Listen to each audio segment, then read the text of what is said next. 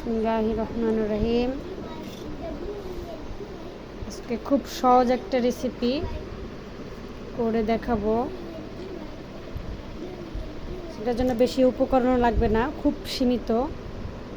এখানে দুন্দুল আর আলু আর একটু মিষ্টি কুমড়া ছিল, এটা দিয়ে একসাথে কেটে নিচ্ছি। এবং এখানে কাঁচামরিচ আর পেঁয়াজ দিয়ে দিলাম।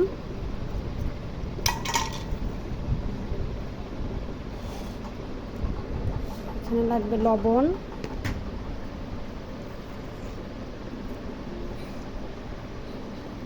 স্বাদ মতো,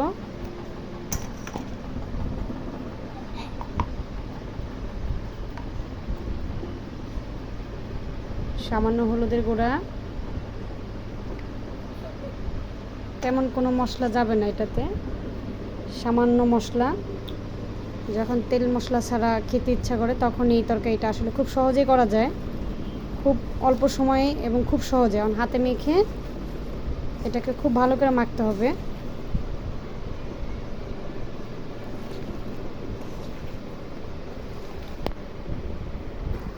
দেখতে সাদা দেখা যাচ্ছে, কিন্তু এটা চুলায় দিলে বলক উঠলে, আসলে আমার হলুদের রঙটা একটু অন্যরকম, তো এটা চুলায় দিলে কালারটা আইসে পড়ে। আর এটা একবারেই মশলা ছাড়া তরকারিটা, খুব সীমিত উপকরণে তরকারিটা খুবই একটা সুস্বাদু একটা তরকারি হয়ে যায়।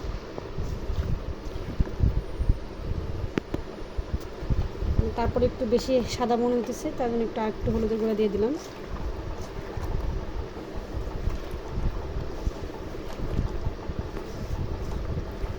মাছ মাখাটা হয়ে গেছে আমার, হয়তো 1 মিনিটের মতো মাখছি। এখন মাখার পরে মাছগুলো দিয়ে দিব।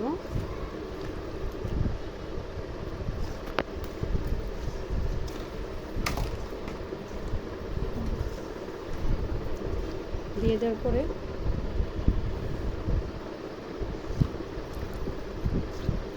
এখন তেল দেব। তেলও আমি আন্দাজ মতো, এটার একটু তেল, ঝাল আর একটু পেঁয়াজ, এগুলো একটু বেশি দিতে হয় এই তরকারিটা, তাহলে তরকারিটা বেশি ভালো হয়।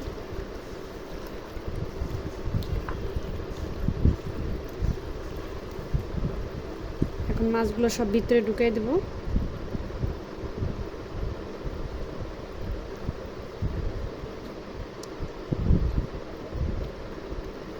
বাস হয়ে গেছে। এখন সামান্য একটু পানি আমি অ্যাড করে দেব, সামান্য একটু পানি।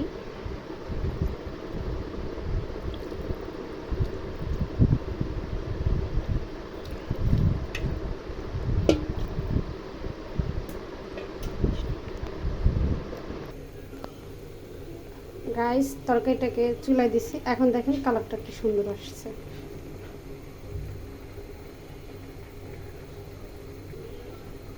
আচ্ছা, এখন তরকারিটা খালি শুধু বাস হবে, হওয়ার পরে নামে পরিবেশন করে দেখাবো। দর্শক, অফ ক্যামেরায় 2 বার লাড়াচাড়া দিয়ে আমি এটা নামিয়ে আনছি। আমার তরকারিটা হয়ে গেছে, এখন আমি পরিবেশন করে দেখাইতেছি।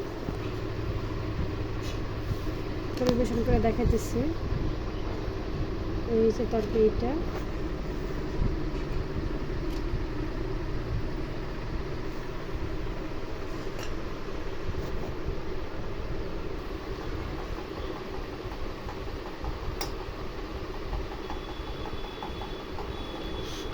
দর্শক, এই হচ্ছে আমার তরকারি।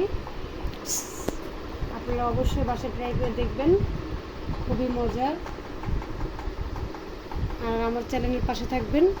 আমার চ্যানেলটা নতুন, অবশ্যই সবাই সাবস্ক্রাইব করবেন। ধন্যবাদ।